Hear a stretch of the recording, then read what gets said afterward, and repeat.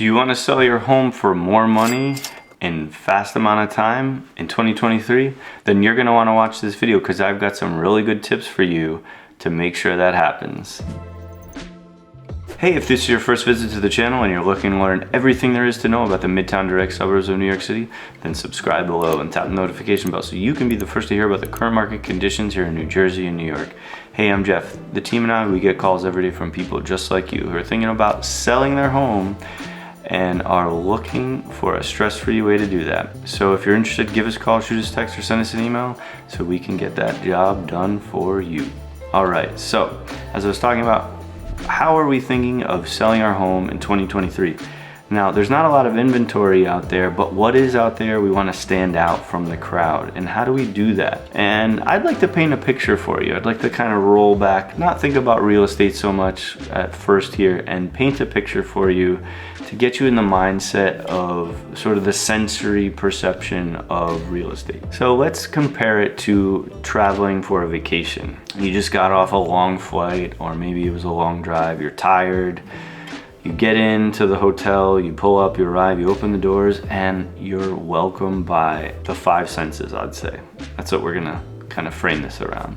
The five senses: touch, smell, sight, taste, and sound. So how does the hotel achieve all that? And I know it sounds like I'm going on a bit of a tangent here, but we're gonna pull this back into real estate in a minute. So you walk into the hotel, it smells great, there's nice temperature, good humidity, you feel comfortable, there's good music playing, maybe they offer you a drink or some tasty food to kind of welcome you, and you're tired and hungry and you want to get all that. In terms of visuals, you've got a great design in the hotel, nice furniture, good color scheme, whatever that is that makes that hotel stand out and feel like a nice welcoming place. Maybe you went for something classical, maybe you went for something modern, whatever it is, they've got that down pat and you're very excited to be there. All that tiredness, and it starts to drip away, right? You're starting to feel comfortable.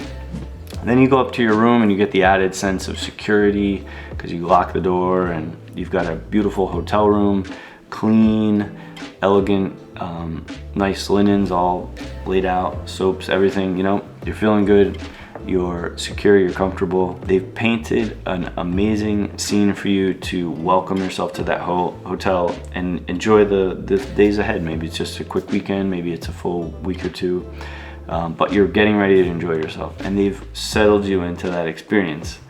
So hotels are good at that. That's their job, hospitality. But how can we do that in real estate? Because that's how we can draw buyers in and get them comfortable with your home. Let's use the five senses. So we're gonna translate that amazing feeling from the hospitality industry to the home selling process. So let's do that. So how can we use the five senses properly? So you've got touch and feel, you've got clean surfaces, no crumbs on the countertops, this kind of stuff. Good temperature, like I was saying before, you want good, if it's hot out, you want it to be air conditioned, assuming the home has air conditioning, we want all that to be functioning properly. Good humidity, so that again, you're welcomed into the home.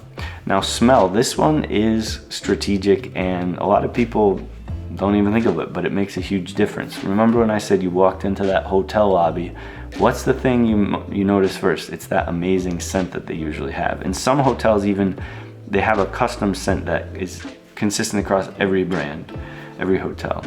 So that is important. We don't want any foul odors. We don't want old cooking smells. We want something that's fresh and clean. And if that doesn't exist, maybe we need to air out the house for a couple of days or whatever, however we do that, open the windows. And then we can use reed diffusers and so on to get the home smelling amazing so that when people come in, they're welcome. They're not turned off by anything. And it sounds silly, but it makes a big difference. And what about sound? Sound is a tricky one because music, we can create a nice ambiance in the home when we're showing it. But again, that's kind of like taste.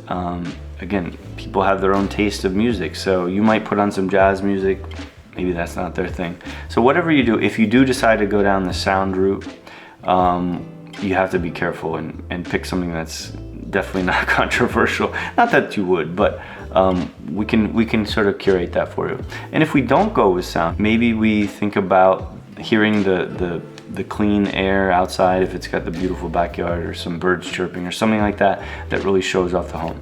So sound is also important. And of course, site. We want, again, clean, decluttered. That's gonna be one of our big things. Good lighting. We want comfortable lighting, nothing harsh. We don't want that CVS look where everything's bright white. We'd prefer daylighting if we can, and we know some rooms might not have the best daylighting, or depending on where they're facing. So we could do some strategic lighting in those rooms with some desk lamps or whatever it is. I prefer soft, warm lighting. So it's that, it almost has like a yellowish look, kind of like this light. This is a warm light versus like a bright white light that's hitting my face. So we want to control that, and something that people don't necessarily think about, but it makes a big difference. And of course, staging. That's going to be your other piece of site. We're going to either think about a pro design if the home's vacant, or if it's, you know, inhabited, we might think about paring down certain pieces that the homeowner has, or how do we enhance that with certain key add-ons or subtractions, like I said. Art, these kind of things. The small touches like accent pieces, you know, classic coffee table book, these kind of things. We want to think about all that. And it's not just in the living room, it's in the kitchen, it's in the bathrooms. Again, clean bathrooms, you know, decluttered. All these things are going to set up the home to feel welcoming and enjoyable by the buyer when they arrive. Now, taste is a trickier one. We can't get necessarily all the 5 senses. We could, but we're in a little bit of a funny time here with COVID, where maybe we're doing masks, depends on the season.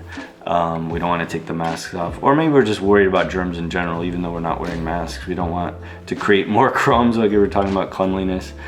So taste can be a bit of an issue, but sometimes you might want to offer some light food or drink if it's like a first open house, or maybe it's like a broker open house party.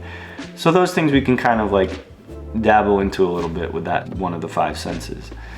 So okay, how do we execute this? Now, again, proper planning prevents poor performance. We want to think about those 5 P's. We're going to need to give ourselves some time to get this done. Now, if you're on a timeline, we can certainly expedite things and speed that up for you. But a lot of the times, the first step is just the homeowner decluttering. If it's vacant, moved out, we can kind of go very quickly. But a lot of times people are still living in their homes. We need to declutter. That's the first step. And you know, I can kind of do that for you a little bit by being, you know, the mean guy that says, no, we got to get rid of that.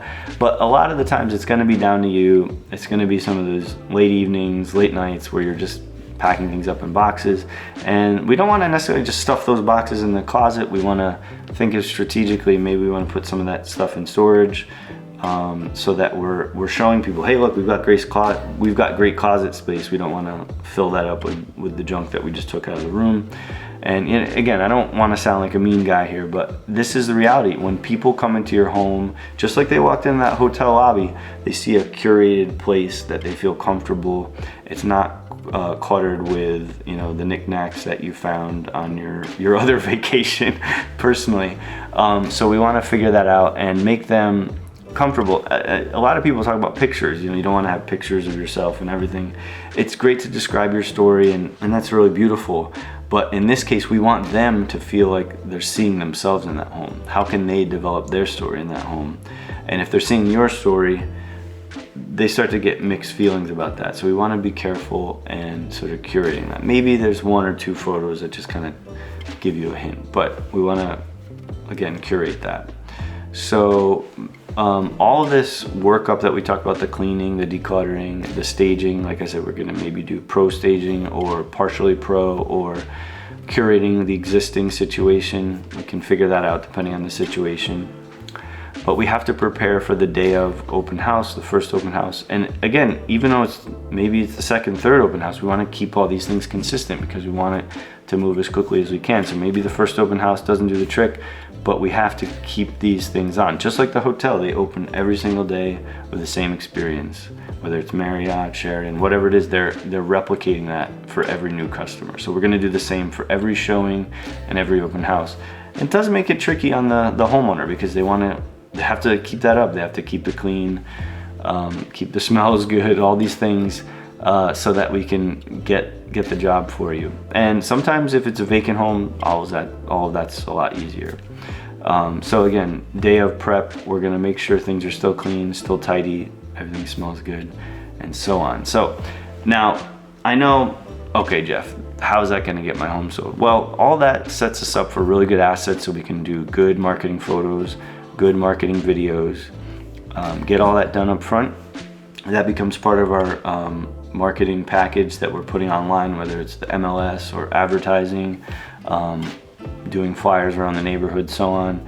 All these things are adding up to those assets, those digital and physical, if you're printing, assets that are gonna get a buyer in the door.